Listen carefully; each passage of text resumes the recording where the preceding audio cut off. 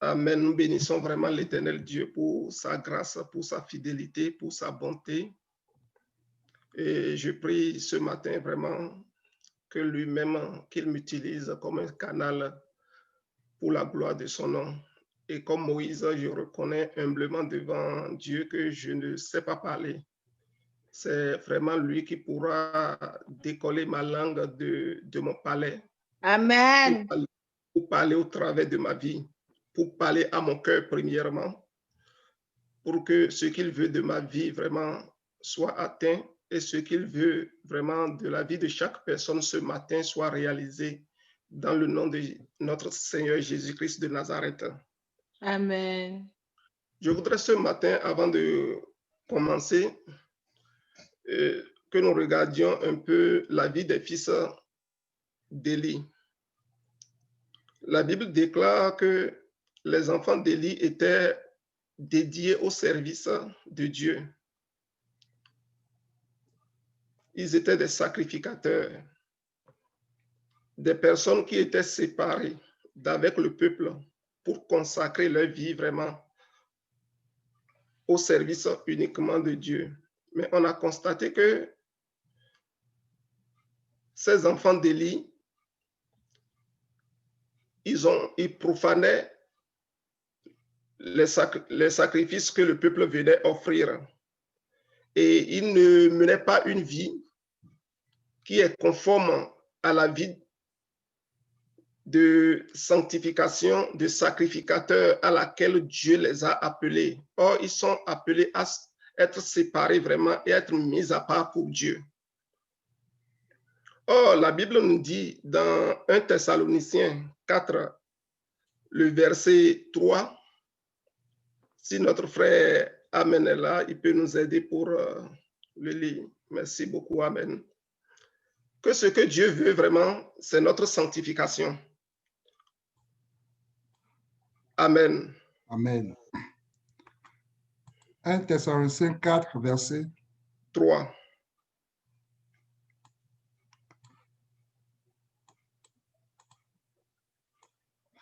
Ce que Dieu veut, c'est votre sanctification, c'est que vous vous absteniez de l'impudicité. Amen. Lorsque Dieu, il lui a plu par sa grande bonté, par sa grande miséricorde, sa grâce, d'aller nous chercher des ténèbres où nous étions, pour nous ramener à son admirable lumière. Ce qu'il veut de nous, que nous puissions comprendre et faire, c'est vraiment que à chaque instant de nos vies, au jour le jour, nous puissions marcher dans la sanctification, nous puissions mener une vie de sanctification, nous puissions nous séparer de tout ce qui est souillure. Amen. Et lorsque nous regardons ce même verset dans la parole vivante, je ne sais pas si le frère Amen peut nous aider. Oui. Ça va nous éclairer davantage. 1 Thessaloniciens 4, verset 3. Verset 3. Dieu veut que vous lui apparteniez entièrement. Il attend de vous une vie sainte consacrée à son service. Cela veut dire en premier lieu que vous vous teniez éloigné de toute immoralité. Évitez toute licence dans le domaine sexuel. N'ayez rien à faire avec de tels dérèglements. Amen. Je voudrais nous dire déjà qu'aujourd'hui, nous allons beaucoup lire nos versets dans la parole vivante, parce que quand je faisais ma méditation, je préparais le message, j'ai constaté que les versets dans cette version vraiment allaient beaucoup plus me chercher, répondaient beaucoup plus vraiment à ce que Dieu m'avait mis sur le cœur. Et ici, on nous dit, ce que Dieu veut, c'est que nous lui appartenions entièrement. Lorsque Dieu avait appelé les fils d'Élie à son service, c'est que ces deux devraient comprendre qu'ils devraient appartenir entièrement à Dieu. Et c'est ça que Dieu veut de nous, que nous puissions lui appartenir entièrement. Et il attend de nous une vie sainte consacrée à son service. Alléluia. C'est ce que Dieu veut vraiment de nous. C'est pour cela que lorsque l'apôtre Pierre vraiment voudrait reprendre cela, dans 1 Pierre 2, verset 9, il nous a dit que nous sommes une race élue. Une race élue, vraiment choisie par Dieu, par sa grâce, pour être un sacerdoce royal. Amen. Amen. 1 Pierre 2, verset 9. Dans la version Parole vivante. S'il te plaît. Mais vous, vous êtes une race élue, un corps de rois, prêtres. Vous constituez une nation sainte, un peuple que Dieu s'est acquis en le libérant et qui lui appartient. Aussi, devez-vous proclamer bien haut les perfections et les œuvres merveilleuses de celui qui vous a appelé à passer des ténèbres à son admirable lumière. Amen. Donc, lorsque Dieu il nous a appelés à passer des ténèbres à son admirable lumière, il y a quelque chose que nous devons faire. Nous devons comprendre que nous sommes devenus vraiment une race élue, un corps de roi et prêtre sacrificateur à la fois. Amen. Et nous constituons une nation sainte, une nation qui se consacre exclusivement à servir celui-là qui nous a fait passer des ténèbres à son admirable lumière, à servir Dieu. Parce que Dieu, il nous a choisis, il nous a acquis vraiment à grand prix. Que le nom de l'Éternel soit béni. Donc, aujourd'hui, je voudrais vraiment que nous puissions regarder la vie de sanctification ou de consécration. Et d'entrée de jeu, avec la table que je viens de faire, je voudrais que nous comprenions que quand nous parlons de sanctification, nous parlons aussi de consécration en même temps. Parce que ces deux termes-là sont pareils et sont interchangeables. Amen. Que le nom de l'Éternel soit loué. Parce que il arrive facilement que nous faisions la confusion entre la sanctification et la purification. Ou bien, en parlant de sanctification, on ne comprend pas que la sanctification, c'est la consécration que Dieu appelle de nous, qui passe encore par cette sanctification-là. Amen. Et j'ai regardé un peu dans Strong le mot sanctification. Et j'ai vu que ça vient du mot grec agiazo. Agiazo qui veut dire mise à part, être dédié à. Donc, pour revenir à notre contexte, lorsque Dieu nous a fait passer des ténèbres à son admirable lumière, la vie de péché dans laquelle nous étions autrefois, comme des truies, des cochons, où nous étions dans la boue et nous nous plaisions là-dedans. Dieu, il nous a appelés de cette vie-là et il nous a ramenés vraiment, il nous a pris dans cette condition, il nous a ramenés alors dans le royaume de sa gloire. Et ce qu'il veut de nous, ce qu'il s'attend de nous, c'est que chacun de nous, pris individuellement, devrait être mis à part pour lui, devrait être dédié exclusivement à son service. Et ainsi, collectivement, nous serons vraiment ce peuple de rois et prêtres auquel il s'attend. Parce que les sacrificateurs étaient des gens qui étaient pris dans le peuple qui appartenait à Dieu, mais qui sont mis exclusivement au service de Dieu. C'est une figure de ce que Dieu veut réaliser sous la grâce. Amen. Amen. C'est pour cela que l'apôtre Pierre nous dit que nous sommes tous, autant que nous sommes ce peuple de rois sacrificateurs, c'est-à-dire des gens qui devaient être mis à part pour Dieu. Que le nom de l'Éternel soit béni. Or, lorsque nous parlons de purification, nous faisons référence au fait qu'il faut être séparé du péché. Il faut vraiment être séparé du péché lorsque nous parlons de purification. Donc, il est important de distinguer ces deux notions, sanctification et purification pour comprendre vraiment certaines choses que le Seigneur vraiment nous dit dans sa parole. Et la sanctification n'est pas pareille à la purification.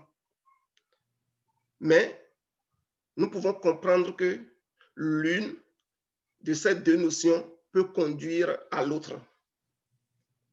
Et par exemple, nous allons regarder dans Jean 17, le verset 19. Et c'est le Seigneur Jésus-Christ qui parlait en ce moment même. Il disait, je me sanctifie moi-même pour eux, afin qu'eux aussi soient sanctifiés par la vérité. Dans Louis II, c'est ce qui est dit. Mais lorsque je me sanctifie moi-même, afin que eux aussi, ils soient sanctifiés par la vérité. Dans ces conditions se pose alors la question, est-ce de la sanctification et de la purification plutôt que Jésus-Christ parlait? Je ne crois pas. Le Seigneur n'a pas besoin de se purifier. Parce qu'il est déjà pur. En lui, il n'y a aucun péché qui peut être mentionné. Que nous comprenions ces choses. Donc, le Seigneur parlait vraiment de la sanctification ou de la consécration. Parce que lorsqu'il a pris sa condition humaine, et c'est la sagesse que Dieu a trouvée pour venir à nous, pour se révéler à nous, pour nous prendre, la Bible dit qu'il a été éprouvé à tout point, mais il n'y a aucun péché qui a été trouvé en lui. C'est-à-dire que dans sa condition humaine, parce qu'il s'est révélé à nous dans la chair, malgré qu'il soit dans la chair, il doit se mettre à part. Il doit être vraiment dédié exclusivement dans cette condition de chair qu'il avait au service de celui-là qu'il a envoyé. Il doit être dédié complètement à Dieu. C'est de ça qu'il s'agit. Et lorsque nous regardons dans la version Semeur, il dit ceci, je me consacre moi-même à toi pour eux, pour qu'ils soient à leur tour consacrés à toi par la vérité. Mon frère, tu peux nous lire ça, s'il te plaît. Jean 17. 19.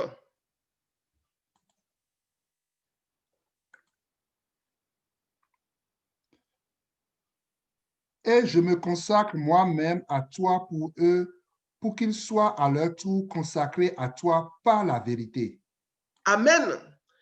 Christ se consacrait lui-même, s'il te mettait totalement dans tout ce qu'il faisait, dans toute sa marche sur la terre, dans la chair, il se mettait totalement à part pour Dieu, pour donner l'exemple, pour dire que oui, nous pouvons être dans la chair, mais il est possible que nous soyons mis totalement à part pour Dieu. Alléluia.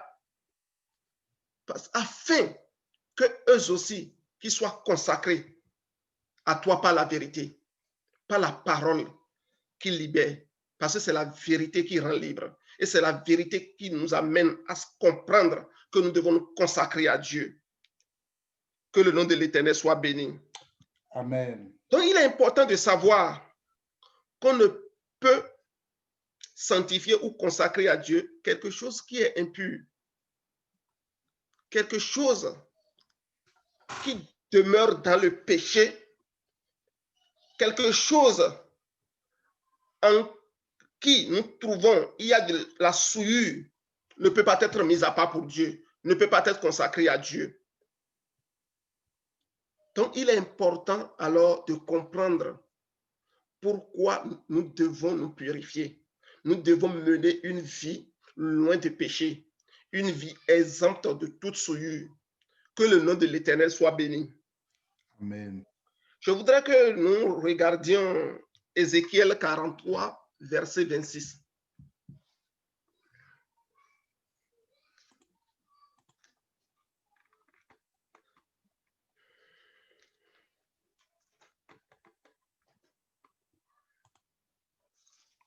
Ézéchiel 43, verset 26. Pendant 7 jours, on fera l'expiation et la purification de l'autel, on le consacrera. Amen. Pendant 7 jours, on fera l'expiation et la purification de l'autel. Et c'est alors le virgule qui est là veut dire, c'est alors qu'on va le consacrer, on va le mettre à part pour Dieu, on va le réserver pour Dieu exclusivement. Si cette étape n'est pas accomplie, l'expiation et la purification, qui veut dire nettoyer ça, laver ça, enlever, dépouiller de tout ce qui ne convient pas à Dieu. Si cette étape n'est pas réalisée, on ne peut pas prendre cet autel et mettre à part pour Dieu. Alléluia. Que Dieu nous aide vraiment. C'est ainsi qu'on le mettra en fonction. On peut lire dans la version second 21 pour voir. Ézéchiel 43, verset 26. Je voudrais vous dire ce matin déjà que je n'ai pas la notion du temps dans ma tête, mais par la grâce de Dieu. Amen. On va y arriver. Amen. Amen. Ézéchiel Amen. 43, verset Soyez 26. patients avec moi. Pendant 7 jours, on fera le rite d'expiation et la purification de l'autel. C'est ainsi qu'on le mettra en fonction. C'est ainsi. C'est lorsqu'on fera ça, la purification, l'expiation et la purification, c'est en ce moment qu'on va prendre l'autel et le mettre en fonction. Quelle est cette fonction? C'est être mis à part pour Dieu. Alléluia. Que le nom de l'Éternel soit béni. Amen. Que le nom de l'Éternel soit béni. Donc, mettre en fonction ici, là, veut dire sanctifier. Si nous croisons les deux versets, nous mettons les deux versets en parallèle. Mettre en fonction veut dire sanctifier. C'est-à-dire quelqu'un qui veut mener une vie de sanctification, il est en fonction pour Dieu. Il est un fonctionnaire de Dieu. Alléluia. Que c'est merveilleux d'être fonctionnaire du Très-Haut. Alléluia. Amen. Fonctionnaire à différents niveaux. Nous travaillons pour des entreprises et on se trouve tellement important, surtout quand on est à un niveau vraiment un peu privilégié. On dit, ah, moi je travaille à tel endroit, j'occupe tel poste. Et vraiment, aux yeux des hommes, on te dit, waouh, toi tu travailles à tel, tu es fonctionnaire de telle entreprise. Oh, quelle grâce. Tu y es arrivé. Hein? Amen. Amen. Amen. Il y a plus grand que ça. Être fonctionnaire du Très-Haut. Alléluia. Amen. Amen, amen, amen. Alléluia. Amen. Le fait d'être au service de Dieu. Que le nom de l'Éternel soit béni ce matin. Que nous comprenions que nous devons. Et Dieu nous a appelés à être ses fonctionnaires. Des gens qui sont dédiés à son service. J'aimerais nous inviter à regarder 2 Timothée 2, versets 20 à 21. Frère, Amen, tu peux regarder s'il te plaît dans la version d'Abi en partant. OK. 2 Timothée. 2 Timothée 2, versets 20 à 21. Je te fais passer dans beaucoup de versions aujourd'hui, tu voudras bien m'excuser. Amen. Or, Amen. dans une grande maison, il n'y a pas seulement des vases d'or et d'argent, mais aussi de bois et de terre, et les uns à l'honneur, les autres à déshonneur. Si donc quelqu'un se purifie de ceux-ci, il sera un vase à honneur, sanctifié, utile au maître, préparé pour toute bonne œuvre. Amen. La version nous dit que lorsque quelqu'un se purifie de tout ce qui est déshonneur, parce que dans une grande maison là, il y a des vases de vil prix qui sont à déshonneur et il y en a d'autres qui sont à honneur, qu'on choisit, qu'on met à de bonnes places dans la maison, on met à de bons emplacements. On aime que quand peut-être les invités viennent, des gens qui nous sont chers viennent, qu'ils voient ça et qu'ils apprécient. Mais les autres là, on les met dans des endroits où il y a la poussière parce que ce sont des vases de déshonneur qui ne nous honorent pas.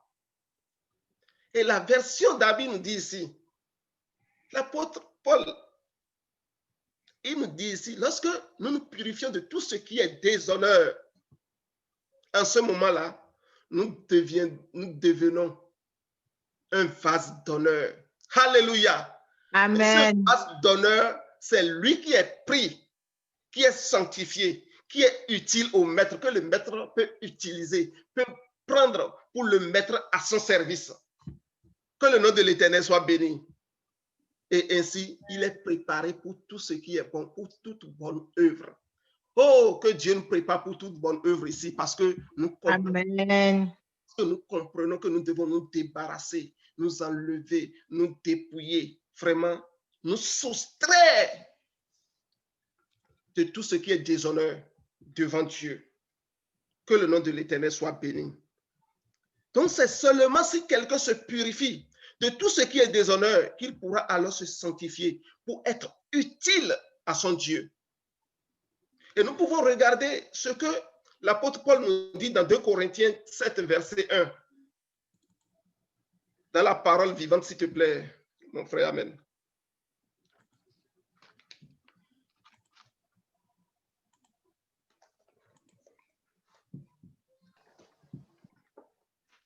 « 2 Corinthiens 7, verset 1. Oui.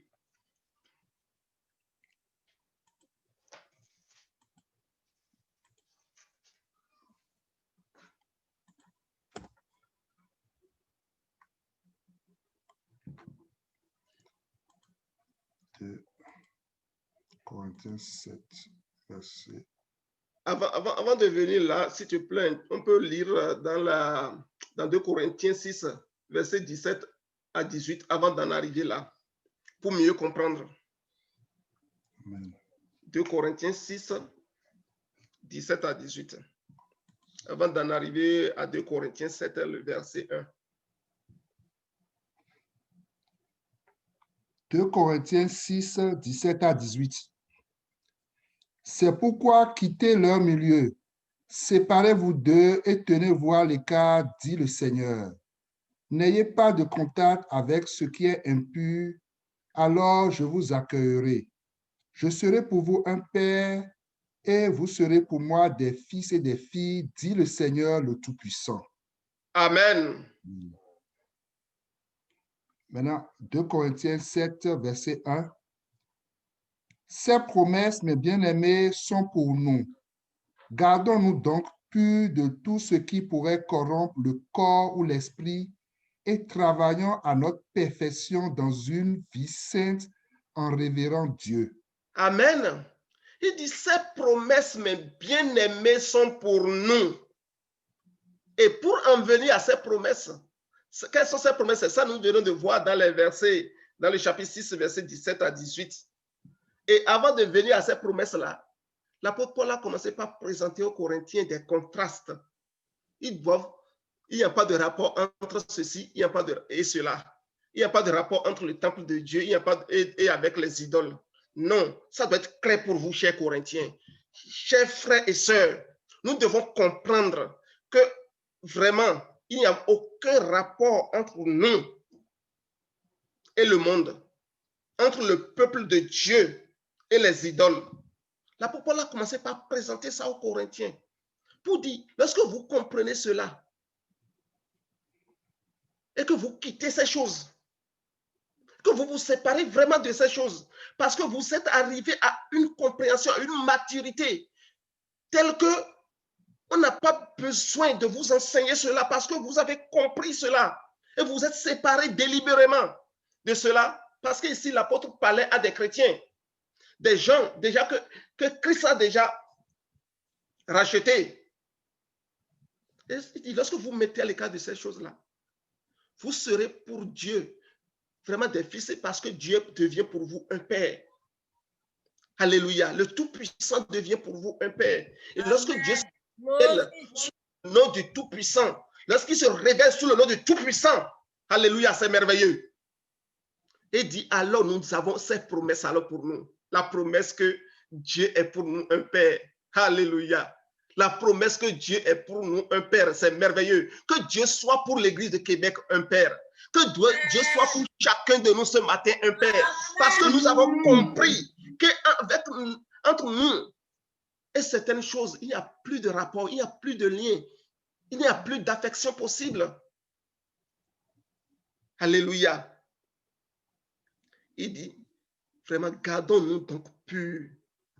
Gardons-nous donc purs de tout ce qui pourrait corrompre le corps, l'esprit, et travaillons à notre perfectionnement dans une vie sainte, en craignant Dieu, que le nom de l'Éternel soit béni. Donc la purification nous rend éligibles à une vie de sanctification. Il dit, lorsque nous nous séparons de ces choses-là, nous allons nous sanctifier, nous allons nous consacrer, nous allons nous mettre à pas pour Dieu. C'est seulement si nous sommes purifiés que nous pouvons nous sanctifier. Avec les versets que nous venons de lire, c'est lorsque nous sommes réellement purifiés, nous sommes réellement séparés d'avec le péché, que nous pouvons nous mettre à part pour Dieu. Mais l'inverse n'est pas possible. Quelqu'un ne peut pas se dire, je suis mis à part pour Dieu, et c'est après que je vais me purifier. Non. Et c'est ce qui est arrivé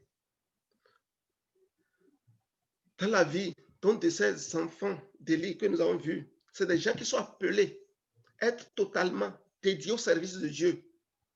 Mais ils n'ont pas compris qu'avant d'en arriver là, à cette fonction à laquelle Dieu les a appelés, ils devraient au préalable se purifier, se dépouiller de tout ce qui est péché, de tout ce qui est souillure. Que Dieu nous aide ce matin.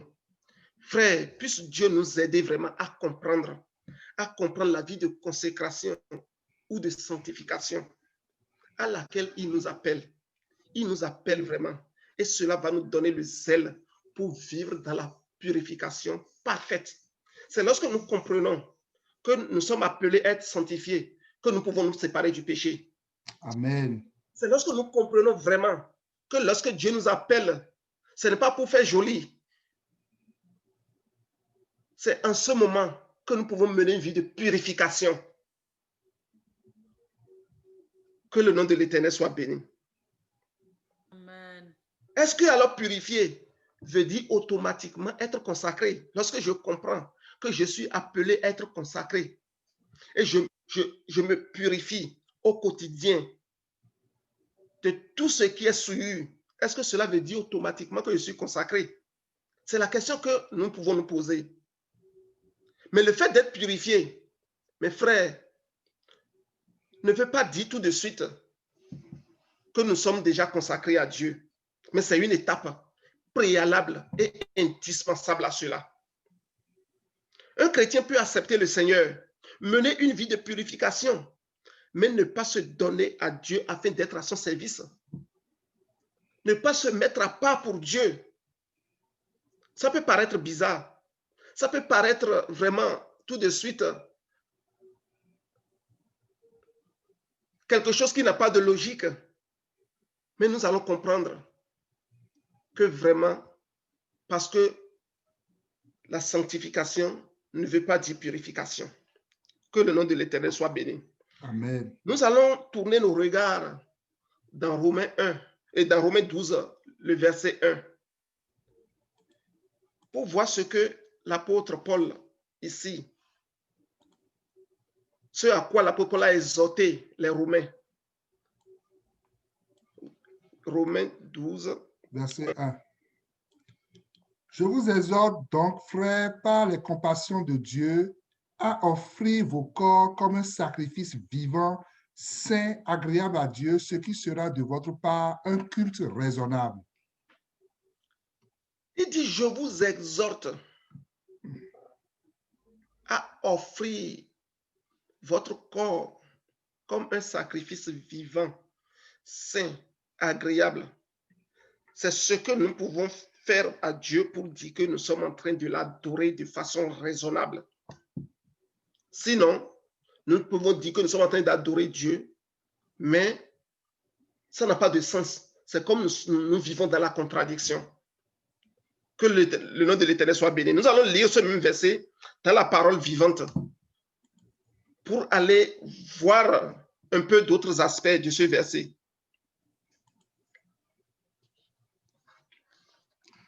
Romains 12, verset 1, parole vivante. Je vous demande donc, frères, à cause de la bonté que Dieu vous a témoignée, de lui consacrer votre être tout entier. Alléluia. Que votre corps, vos forces et toutes vos facultés soient mis à disposition comme une offrande vivante, sainte et qui plaise à Dieu. C'est là le culte spirituel qui a un sens, un culte logique, conforme à ce que la raison vous demande. Alléluia, je bénis Dieu. Il dit vraiment de se consacrer, de se mettre en part. Mais se mettre à part là, ce n'est pas une partie de ma vie que je vais mettre à part pour Dieu. L'apôtre Paul dit ici aux Romains, ce sont des gens qui sont sauvés comme vous et moi, mes frères. Il dit tout votre être entier. Il a commencé par préciser votre corps, vos forces et toutes vos facultés soient mises à la disposition de Dieu comme une offrande vivante, sainte et qui plaise à Dieu. C'est là un culte spirituel qui a un sens, un culte qui est même logique, parce que tu dis que tu viens à Dieu, tu veux servir Dieu, tu veux te mettre à son service et tu n'as pas compris que tout ton être lui appartient là. Ça veut dire ce culte-là, l'apôtre Paul, cette version est en train de nous montrer que c'est un culte illogique.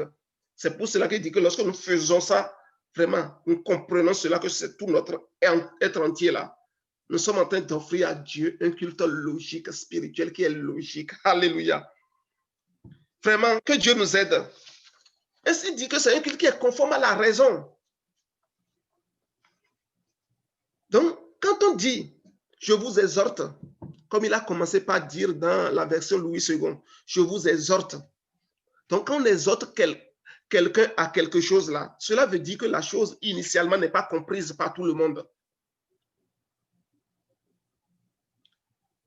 Cela veut dire que la chose initialement, bien qu'elle soit très importante pour la vie de cette personne, pour son bien-être, la personne n'a pas encore cerné le bien fondé de considérer cette chose dans sa vie. C'est pour ça qu'on dit, je vous exhorte, même nos enfants à la maison. Tu vois que c'est tellement important pour l'enfant. Mais pour lui, là, il ne veut rien savoir de ça. Parfois, tu pars, tu dis, mon enfant, je t'en prie. Je t'en prie, comprends. Réalise ça, je t'exhorte à ça. Si tu peux le faire, tu vas voir vraiment le gain que tu vas y trouver. Le bien que ça va te procurer, le bonheur, la joie, la paix que tu auras. Je vous exhorte, l'apôtre Paul l'a dit ici. Parce que ce n'est pas compris par tout le monde. Et ou bien ce n'est pas accompli par tout le monde. C'est quelque chose d'important. Mais on n'a pas encore compris le bien fondé. Ici, l'apôtre parlait aux Romains. Et ce sont des chrétiens comme vous et moi, comme je l'ai dit tantôt. À qui il s'adressait? Donc, des gens qui sont nés de nouveau. Et pourtant, il doit les exhorter à cela. Oh, mes frères, je nous exhorte à ces mêmes choses ce matin. Au nom de Jésus-Christ. Au nom de Jésus, de comprendre que notre tout entier, comme la parole vivante nous a dit, notre corps, notre âme, notre esprit, tout en nous, nous puissions mettre ça au service de Dieu. C'est cela qui sera de notre part un culte logique. Amen. Un culte spirituel plutôt que Dieu va accepter au nom de Jésus-Christ. Amen. Cela veut dire que nous pouvons être chrétiens, nés de nouveau. Nous purifiant par l'eau de la parole, puis s'arrêter là. Parce qu'on va dire, oh, moi, je ne pêche pas, je ne vole pas, je ne fais pas ceci, je ne fais pas cela, je fais attention à ces choses-là. J'essaie d'être honnête dans ma vie. Et s'arrêter à ce niveau-là. Quelle tristesse pour ce chrétien. Quelle tristesse. Que cela ne soit pas ainsi pour nous. Amen. Que cela ne soit vraiment pas ainsi pour nous. L'apôtre Paul a exhorté les Romains à aller au-delà de cela. À aller au-delà, de comprendre qu'ils doivent se dédier totalement à Dieu. Oh, que le nom de l'Éternel soit béni. Amen. Que le nom de l'Éternel soit vraiment béni. Nous voudrons alors faire un parallèle avec cela, de cela avec la justice. ou la justification qui nous est imputée par la foi. Nous savons que le début même de notre justification commence par une décision ou bien un acte que Dieu a pris de nous pardonner et de nous admettre en sa présence. Lorsque nous venons à Christ là, et on dit que nous sommes justifiés là, c'est une décision que Dieu a prise. C'est un acte dans lequel il s'est engagé pour nous prendre, pour dire, tel que tu es là, je te prends et je te ramène dans ma justice, je te déclare juste. Donc c'est vraiment un acte juridique. Et la Bible déclare que nous avons tous péché et nous sommes privés de la gloire de Dieu. Nous avons tous péché et nous ne méritons pas la présence de Dieu parce que nous sommes séparés d'avec cette présence-là. Nous pouvons lire Romains 3, verset 23.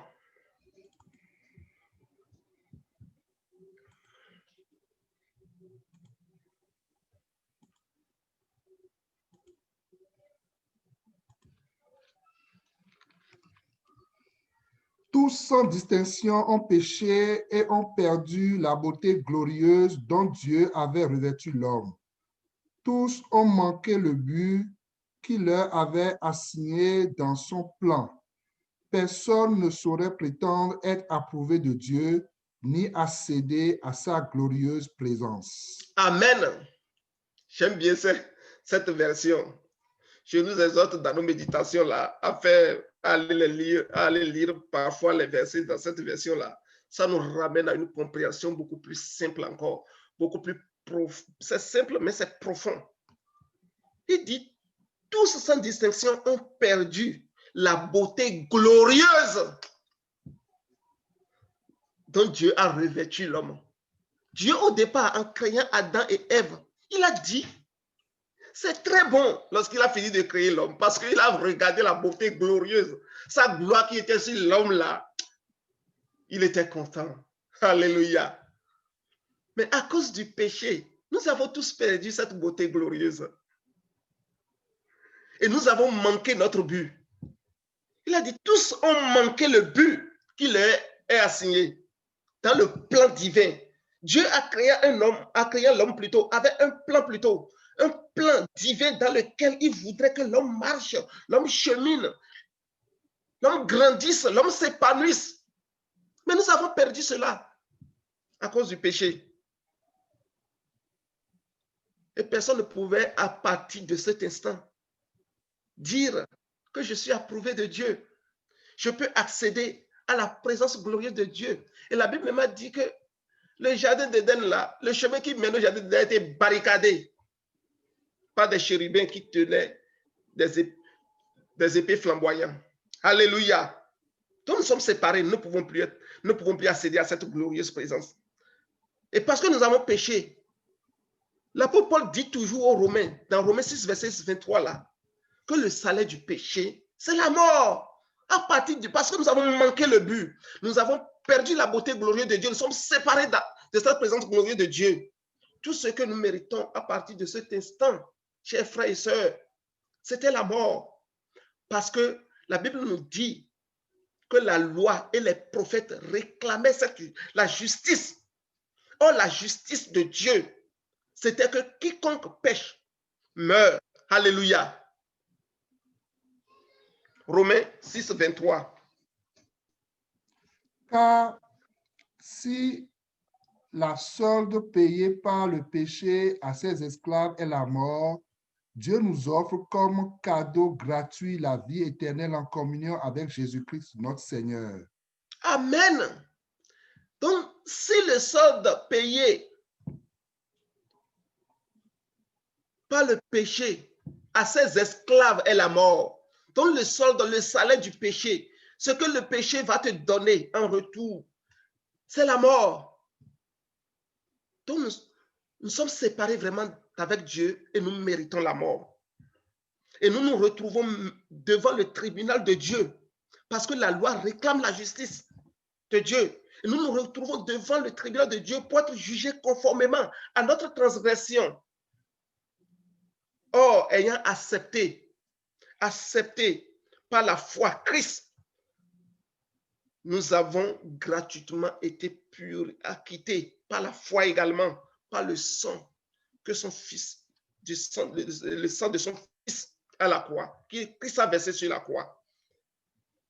Et devant ce tribunal là où nous étions, croulant sous le poids donc du péché, Dieu pouvait juger à partir de ce moment, frapper comme le juge. Alors sur la table, il est déclaré non coupable. Malgré tout ce qu'il pèse sur lui comme chef d'accusation, je le déclare non coupable. Mes frères et ma soeur, c'est par cet acte que nous sommes devenus justice de Dieu. Amen. Parce que Dieu nous a déclarés non coupables devant le tribunal, devant la loi et les prophètes qui nous condamnaient. Parce que le salaire du péché, c'était la mort, c'est ce que nous méritions. Amen. Nous sommes déclarés non coupables parce que Christ a payé ce salaire que réclamait la loi et le péché. Christ l'a payé pour nous à la croix. Et parce que nous nous identifions à cette mort de Christ, nous sommes déclarés justes. Que le nom de l'Éternel soit béni. Et nous sommes devenus maintenant la justice de Dieu, de Dieu en Jésus-Christ. Alléluia. Amen. Alléluia. Nous sommes devenus la justice de Dieu en Jésus-Christ devant ce tribunal. Parce que Dieu a posé cet acte-là de jugement, de justification qui nous rendait non coupables. Et dès lors, nous nous retrouvons maintenant dans le jardin d'Éden, dans la condition où Adam était. Lorsque Dieu a créé Adam, il a regardé Adam. Et cette beauté glorieuse dont on nous a parlé tout à l'heure là, était sur Adam. Dieu pouvait encore nous regarder à nouveau. Alléluia. Pour dire vraiment, mon enfant tel Saturnin, il est très beau. Il peut refléter ma gloire à nouveau. Alléluia. Amen. Alléluia. Alléluia. Et nous retrouvons tous nos droits et toutes nos bénédictions que nous avions perdus à cause du péché. Mais gardons à l'esprit que oui, nous avons été justifiés. Mais nous demeurons toujours dans notre état imparfait où nous étions jusqu'au moment où nous avons été justifiés. L'acte de justification que Dieu a posé là ne nous a pas rendus en nous-mêmes tout de suite parfaits totalement. Mais Dieu, c'était un acte qu'il a posé. Il a dit, je ne considère plus ta condition. Je te déclare juste, justice de Dieu en Jésus-Christ. Mais nous demeurons toujours des hommes imparfaits que nous sommes, où nous étions. Alléluia. Donc, Saturnin que j'étais, et je m'étais présenté devant ce tribunal. Et le verdict a été posé et Dieu m'a déclaré non coupable, justifié de tout chef d'accusation qui était sur moi. Au jour 1 de cette justification, je n'ai pas cessé de pécher automatiquement. Je n'ai pas vraiment la pureté, la beauté morale que Christ recherche. Je ne l'ai pas. Et c'est la même chose pour chacun de nous. À ce point précis, Dieu n'a pas regardé à nos considérations, à nos conditions morales pour nous imputer sa justice. Mais sa grâce s'est manifestée. Amen. Mais sa grâce s'est manifestée. Mais ce n'est pas sa grâce qui s'est manifestée parce que nous avons manifesté la foi. Il nous a considérés justes.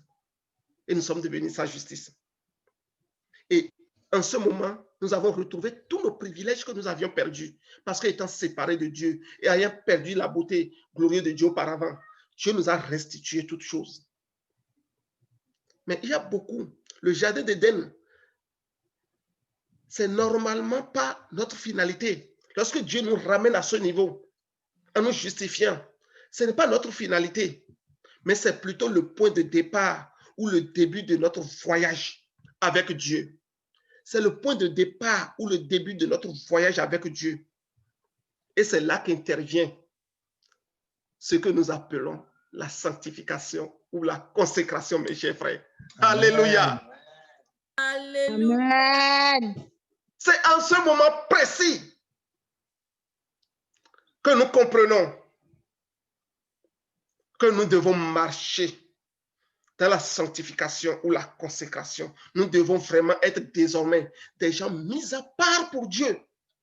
Ce que Romain et l'apôtre Paul disaient tout à l'heure dans le chapitre 6 donc de Romains que nous avions lu tout à l'heure.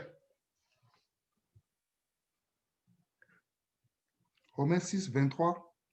Oui. Car Alléluia. si la solde payée par le péché à ses esclaves est la mort, Dieu nous offre comme cadeau gratuit la vie éternelle en communion avec Jésus-Christ, notre Seigneur. Amen. Dieu nous offre comme cadeau gratuit la vie éternelle en Jésus-Christ, notre Seigneur.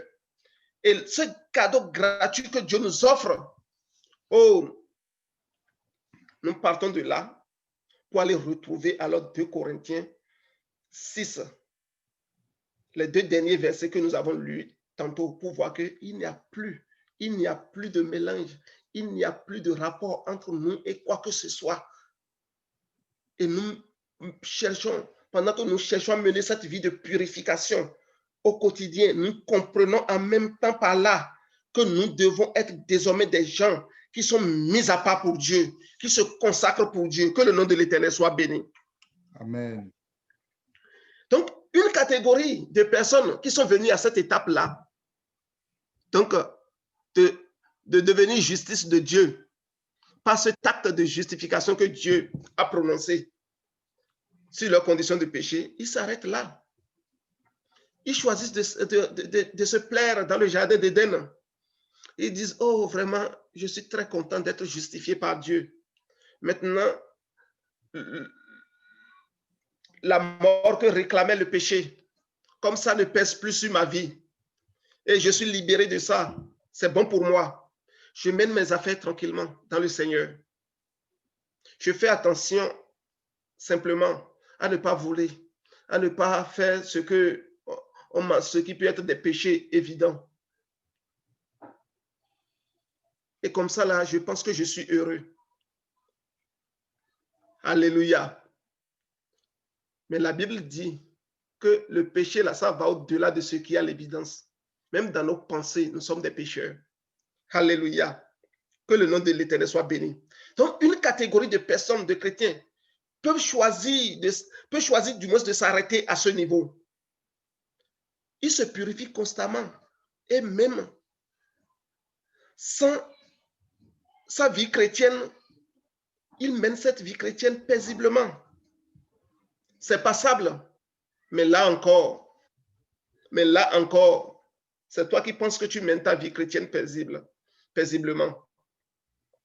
Lorsque nous menons cette façon de vivre et que nous nous arrêtons à la condition du jardin d'Éden, nous ne faisons pas le nécessaire pour atteindre la statue parfaite de Christ. La statue parfaite de Christ. Cette position qui nous permet de régner avec Christ. Cette position qui permet de devenir une épouse parfaite de Christ. C'est à cela que Christ nous appelle. Il nous appelle à sa pureté et à sa beauté morale, à la statue parfaite de Christ, des hommes faits, des téléos en lui, une épouse parfaite à tous les niveaux.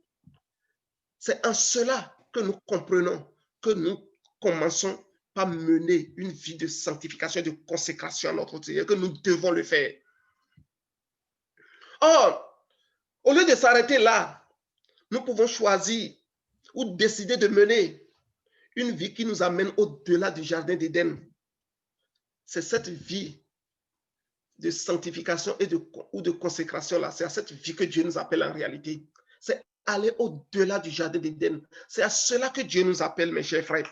Que Dieu nous donne vraiment de comprendre cela et de soupirer après cela pour aller au-delà.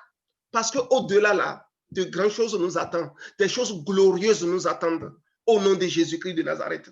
Que nous comprenions cela pour rechercher cela. L'apôtre Paul parlait de cela lorsque nous regardons Philippiens 3, 14.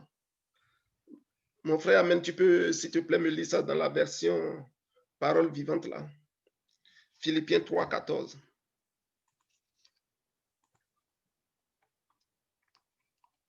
Les yeux rivés au but, Je peux commencer à partir du verset 13, s'il te plaît. Ok, à partir du verset 13. Non, mes frères, je n'ai pas du tout l'impression d'être un homme arrivé. Je ne pense pas avoir achevé la conquête et remporté la victoire. Mais je n'ai qu'une préoccupation.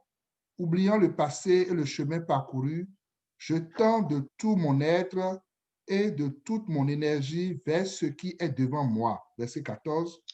Amen. Les yeux rivés au but, je me lance vers le prix de la course que Dieu nous appelle à recevoir là-haut, vers la vie céleste dans la communion avec Jésus-Christ. Amen. S'il te plaît, on va finir avec le verset 15. Nous tous qui tendons à la perfection et qui avons déjà atteint à une certaine maturité spirituelle, nous devrions avoir cette même préoccupation et diriger notre marche d'après ces pratiques. Si toutefois, sur un point quelconque, vous avez encore une opinion différente, Dieu vous éclairera aussi là-dessus et vous conduira dans toute la vérité. Amen. Ce qui m'a vraiment attiré mon attention ici, l'apôtre Paul a commencé par dire, je n'ai pas du tout l'impression d'être arrivé. Alors qu'avec tout ce que l'apôtre Paul, il a fait, le Seigneur lui a permis de faire, toute la grâce qu'il a reçue du Seigneur, il dit ici, je n'ai pas l'impression d'être arrivé. Donc le jardin d'Éden là, on n'est pas encore arrivé, mes frères. On n'est pas encore arrivé, ce n'est que le début. Et c'est ce que l'apôtre Paul est en train de nous dire. Il dit, à ce niveau-là, nous sommes encore tout au début. On doit comprendre que nous ne sommes pas encore arrivés. Alléluia. La course n'est pas encore achevée à ce niveau-là. La victoire n'est pas encore remportée. Alléluia. Mais nous devons avoir une préoccupation. Nous devons oublier le passé. Nous devons oublier le chemin que nous avons parcouru jusque-là. Le fait que nous avons, Dieu à un moment donné nous a pris, nous a justifiés là. Et nous sommes arrivés à ce niveau-là. Nous devons oublier ça et aller de l'avant pour dire que la justification là, ce n'est pas le point final de notre marche. Nous devons oublier cela. Alléluia. Et tendre vraiment avec toute notre énergie vers ce qui est devant. Ce qui est devant, qui est la statue parfaite de Christ, qui est la vie céleste que nous recherchons, régner avec Christ que nous recherchons, au nom de Jésus-Christ. C'est pour ça qu'il dit, je me lance vers le prix de la course que Dieu nous a appelés à recevoir. C'est la vocation céleste, le prix de la vocation céleste.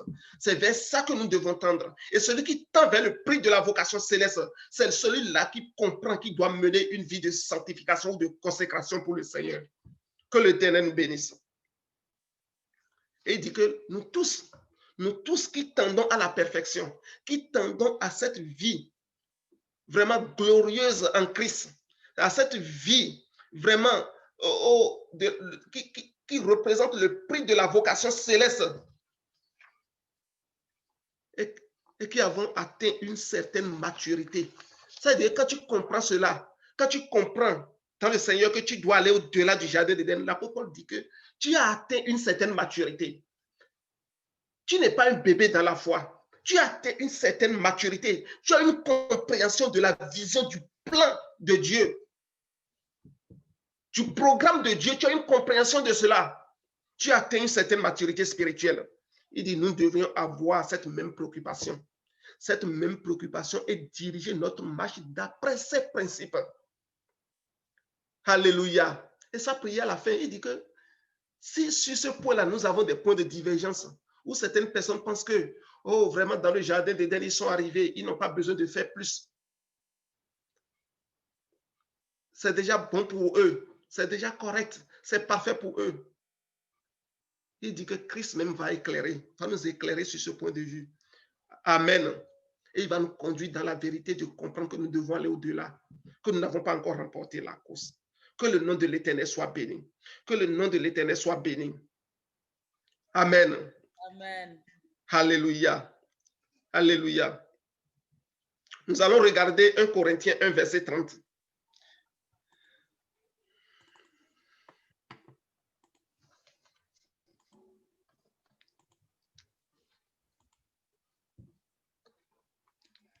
Or, c'est grâce à ce Dieu que vous appartenez à Jésus-Christ et que vous avez été incorporés à lui.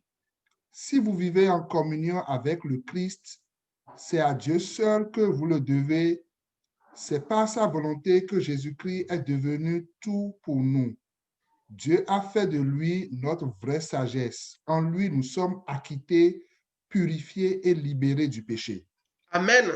Dieu a fait de Christ notre sagesse. En lui, nous sommes acquittés, ça veut dire Dieu a fait de Christ notre justification.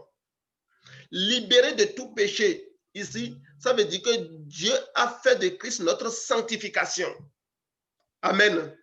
Et rédemption. Si nous regardons ça dans la version Louis II, c'est clair ces étapes-là. Alléluia. Dans la version Louis II, s'il te plaît. 1 Corinthiens 1, verset 30. Oui. Or, c'est par lui que vous êtes en Jésus-Christ, lequel de par Dieu a été fait pour nous sagesse, justice et sanctification et rédemption. Amen. Amen. Parce que nous voyons ici que c'est un processus. En Christ, là, Dieu a fait pour nous vraiment la sagesse. Cette sagesse que Dieu a trouvée vraiment pour venir répondre à la situation du péché. Parce que le péché réclamait la mort. Ça veut dire que nous devons mourir nécessairement. Mais Dieu, par sa sagesse, a vraiment trouvé ce moyen de pourvoir à ce que la loi et les prophètes réclamaient, qui est la mort, la sagesse de Dieu, qui s'est traduit par Christ. Et Christ a pris notre place. Il est allé à la croix. Il est mort à notre place. C'est la sagesse de Dieu qui s'est révélée à ce niveau-là. Et Christ nous a vraiment libérés de cette mort-là, par la sagesse de Dieu. Et par cette sagesse, parce que nous nous sommes identifiés à cette mort, Dieu s'est révélé la justice que réclamait alors la loi a été accomplie. Alléluia. Donc en Christ, la justice de Dieu a été accomplie. C'est pour cela que cet acte de justification a été prononcé pour nous déclarer justes et nous sommes devenus la justice de Dieu. Et la sanctification, parce que Christ, étant dans la chair, comme nous avons vu là, il s'est sanctifié pour nous donner l'exemple, de montrer que nous devons nous consacrer, nous devons faire tout selon la volonté de Dieu, nous devons vivre aux dépens vraiment exclusivement de Dieu. Il est devenu, Dieu s'est révélé encore en Christ cette sanctification pour nous donner cet exemple, pour que nous puissions comprendre que nous devons mener cette vie de consécration à tous les niveaux. La Bible dit qu'il a été immolé comme un agneau qui est sans force. Il s'est soumis totalement. Il n'a même pas bronché. Alléluia. Nous devons comprendre cela. Et l'objectif final là, c'est la rédemption totale. C'est la rédemption totale de notre corps. En Christ, nous avons cette rédemption. Et c'est le plan que Dieu est en train de se dérouler ça. Et nous tendons pour la rédemption totale de notre corps. Amen. Nous allons, mes frères. Et l'apôtre Paul dit que vraiment, il se lance dans cette course-là, oubliant ce qui est passé. Oubliant ce qui est passé. Il a oublié tout ce qui est derrière lui. Et il a compris qu'il ne doit pas s'arrêter à ce point de justification. Alléluia, qui doit aller au-delà, qui doit se consacrer totalement pour que vraiment répondre à l'appel de la vocation céleste pour avoir la rédemption totale de son corps. C'est pour cela qu'à ce moment précis où il parlait, il dit, je n'ai pas donné l'impression, je ne donne pas du tout l'impression d'être arrivé, mais je suis dans une marche, je suis dans un cheminement avec mon Seigneur. Que le nom de l'Éternel soit béni. Donc c'est un processus, mes frères, qui nous amène à la rédemption totale. Ce but que nous visons tous et que nous devons tous viser d'ailleurs, au nom de Jésus-Christ. Donc la sagesse de Dieu savait exactement ce qui allait se passer, comment l'homme allait chuter, et sa sagesse avait pourvu à ce moyen et de remédier à cela sans se dévier de son objectif primaire, qui est de faire l'homme à son image et à sa ressemblance. La pureté et la beauté morale du Christ, la statue parfaite du Christ. Alléluia. C'est l'objectif que nous visons, mes frères. Amen. Donc, la justice de Dieu qui nous condamnait, parce que le salaire du péché, c'est la mort. Mais le don gratuit de Dieu, c'est la vie. éternel à Jésus-Christ. Donc, par la foi, nous rentrons à nouveau dans le plan de Dieu et nous sommes devenus sa justice. Et la sanctification, le fait de se donner totalement, de ne plus vivre pour soi, mais plutôt pour Dieu. Alléluia. Nous rapproche davantage du but de la rédemption. Et nous sommes dans cette course-là pour nous rapprocher par la sanctification, la consécration, du but de la rédemption totale. Alléluia. Et en ce moment-là, nous pouvons comprendre aisément la révélation de l'Apocalypse 12, verset 11. Alléluia. Que l'Éternel nous aide. Nous tendons vraiment vers la fin, mes frères et sœurs. Apocalypse 12, verset 11.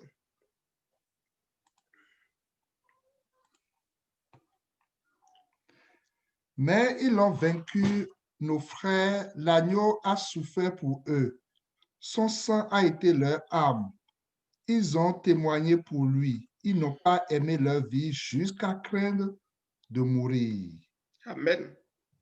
Amen. L'agneau a souffert pour eux.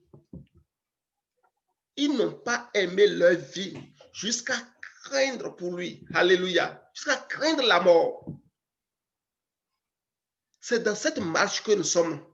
Parce que nous avons compris que vraiment dans la sanctification, dans la consécration, nous n'allons pas aimer notre vie. Parce que Christ nous a donné l'exemple. Il nous a donné l'exemple. Il s'est fait sanctification pour nous donner l'exemple. C'est ce que lui-même il a dit. Je me suis sanctifié afin que je aussi sois sanctifié pour toi. Alléluia. Christ s'est sanctifié, Christ s'est sacrifié. Vraiment, il a donné l'exemple de la vie aux dépens du Père. Et il veut que nous aussi, nous menions cette vie aux dépens du Père, que nous nous consacrions vraiment au Seigneur. La consécration fait référence vraiment au renoncement à soi, et de servir ou vivre exclusivement pour Dieu. Amen. Oh, que le Seigneur Dieu Tout-Puissant, par sa grâce, par sa grande miséricorde, nous donne de comprendre cela. Oh, que le cheminement dans lequel nous sommes, c'est d'arriver à cela, à comprendre, comme l'apôtre Paul, de nous lancer dans cette course-là, de renoncement de soi, de servir vraiment et de vivre exclusivement pour notre Dieu, au nom de Jésus-Christ de Nazareth. Amen. Je vais m'arrêter là pour ce matin. Et la prochaine fois, si Dieu nous donne grâce, nous allons poursuivre. Pour comprendre en quoi consiste vraiment la purification ainsi que la consécration ou la sanctification. Que l'Éternel bénisse chacun de nous. Qu'il bénisse chacun de nous et que nous comprenions que nous ne sommes pas encore arrivés. Mais le chemin est encore devant nous.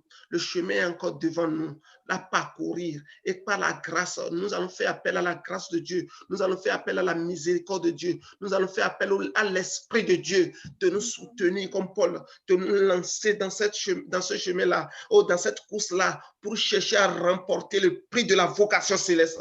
C'est à cela que Dieu nous a appelés. C'est à cela qu'il nous a appelés, mes chers frères. C'est à cela qu'il nous a appelés. Vraiment, ne disons pas que nous sommes déjà arrivés. Ne nous plaisons pas dans la condition dans laquelle nous sommes vraiment dans le jardin d'Éden. Ne disons pas vraiment que je mène déjà ma vie tranquillement et que tout est beau pour moi. Non.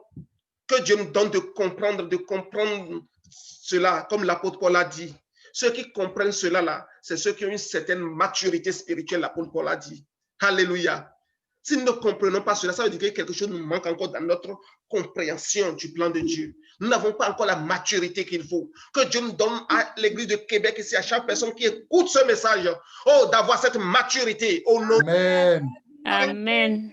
Amen. Amen. Amen. Amen. Je vais laisser la place à notre frère Alain.